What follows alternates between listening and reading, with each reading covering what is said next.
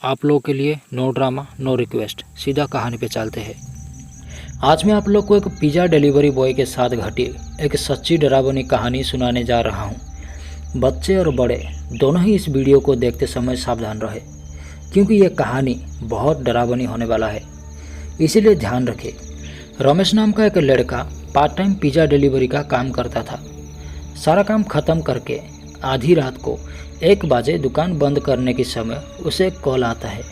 Call पर किसी महिला की आवाज़ बहुत धीमी और बेजान लग रही थी। वो पिज़्ज़ा डिलीवरी के लिए ऑर्डर किया।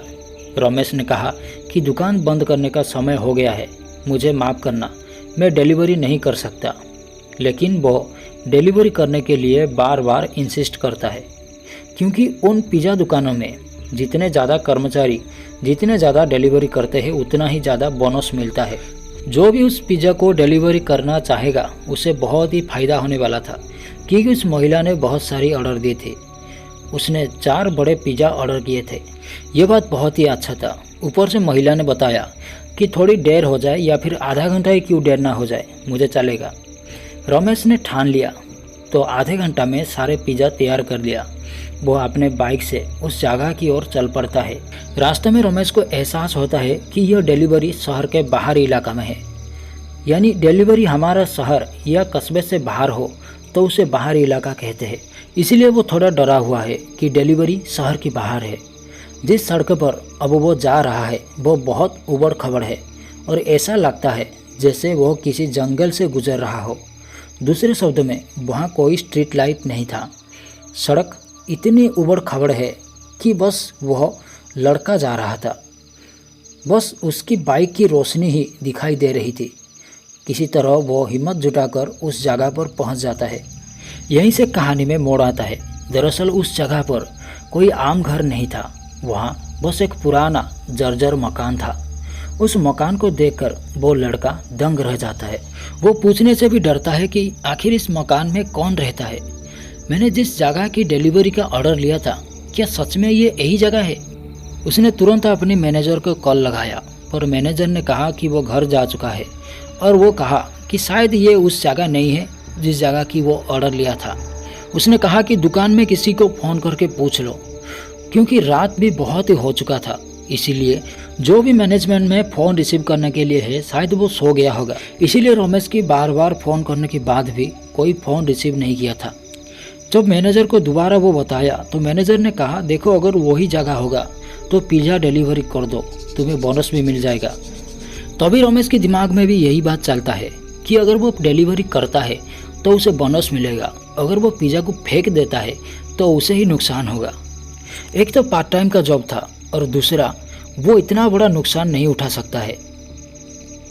तो डर के मारे हिम्मत जुटाकर वो बिल्डिंग में घुसता है। यो सोचता है कि उसको फ़ोन किसने किया था। जैसे ही वो अंदर जाता है, बिल्डिंग के अंदर एक अजीब सी रोशनी जल उठती है। पिज़्ज़ा डिलीवरी बॉय थोड़ी हिम्मत जुटाकर थोड़ा और अंदर जाता है। वो सोचता है कि अंदर कोई तो होगा, नहीं तो कौन उस लाइट को जलाया। वो लगातार घंटी बजाता रहता है। अंदर से कुछ आवाज़ें आते हैं, लेकिन कोई दरवाज़ा नहीं खोलता। लगातार 5 से 10 मिनट तक कोशिश करने के बाद वो दरवाजे पर दस्तक देता है, पर दस्तक देते देते दरवाज़ा इस तरह खुल जाता है जैसे कोई दरवाज़ा को भीतर से खुला हो। वो अंदर जाने लगता है। अंदर हल्की रोशनी है, जैसे कि किसी करंट में वोल्टेज हो, यानी अगर कहीं करंट में स्पार्क हो तो जितना उजाला दिखता है उतना ही दिख रहा था। वो चिल्लाता रहा, अंदर कोई है? मैं पिज़्ज़ा डिलीवरी बॉय हूँ, मैं पिज़्ज़ा डिलीवरी करने के लिए आया हूँ, कृपया अपना पिज़्ज़ा ले जाइए। अचानक कहीं से एक बिल्ली आता है और वो उस कमरे के अंदर चला जाता है। इसलिए लड़का सोचता है कि शायद मालिक की बिल्ली होगी और वो मालिक के पास ही जा रही है। इसलिए वो बिल्ली का पीछा करता है। जैसे ही वो कमरे में प्रवेश करता है, उस कमरे में टीवी चल रहा था। उस कमरे का पूरा माहौल इतना अंधेरा है और वहाँ पर केवल एक ही टीवी चल रहा है। उसे यह सब देख के लग रहा था जैसे वो कुछ सपना ही देख रहा है। फिर वो देखता है कि 2 बच्चे एक कोने में बैठकर टीवी देख रहे हैं। उन्हें देखना बहुत ही डरावना है। रमेश डर जाता है और ज़ोर ज़ोर से चिल्लाता है, तुम में से किसी ने अगर पिज़्ज़ा डिलीवरी किया हो तो ले जाइए। तभी उस 2 बच्चे ने कहते हैं हम नहीं किए हैं, हमें सताओ मत, यहाँ से जाओ। रमेश का शरीर जैसे ठंड पड़ गया हो। रमेश थोड़ा घबरा जाता है, यह सोचकर कि शायद वो किसी जाल में फंस गया हो। जैसे ही वो पीछे मुड़ता है, अचानक महिला उसका पीछे खड़ी हुई थी और वो उन दोनों बच्चों को पुकारती है।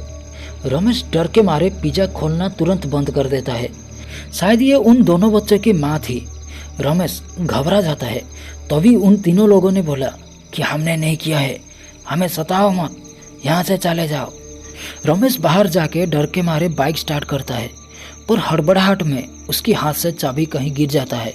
तभी वो सुनता है कि घर के अंदर वो औरत ने कुछ गाना गाने लगता है। रमेश टॉर्च की लाइट में चाबी ढूंढता है, पर उसे चाबी नहीं मिल रहा था। तभी रमेश देखता है उस औरत ने खिड़की से रमेश को देख रहा था। फिर उस औरत ने बोला, डरो मत, हम तुम्हारा कुछ नहीं करेंगे, बस हमें सताओ मत, यहाँ से चले जाओ। रमेश थोड़ी बहुत ढूंढने के बाद उसे आखिर में चाबी मिल जाता है और वो गाड़ी स्टार्ट करके वहाँ से निकलना लगता है। वो इतना हड़बड़ाहट में था कि एक जगह पे वो गिर ही जाता है। उसका घुटना और कोहनी से बहुत ही खून निकल रहा था, पर उसके ध्यान तभी उस पर नहीं गया था और उसे दर्द का वो एहसास नहीं हुआ था। उसके दिल में इतना डर था कि डर के अलावा उसे और कुछ महसूस ही नहीं हो रहा था। जब वो उबड़ खाबड़ रास्ता को पार करके मेन रोड पे आया, तभी वो अपना मैनेजर को कॉल किया और सारा बात बता दिया।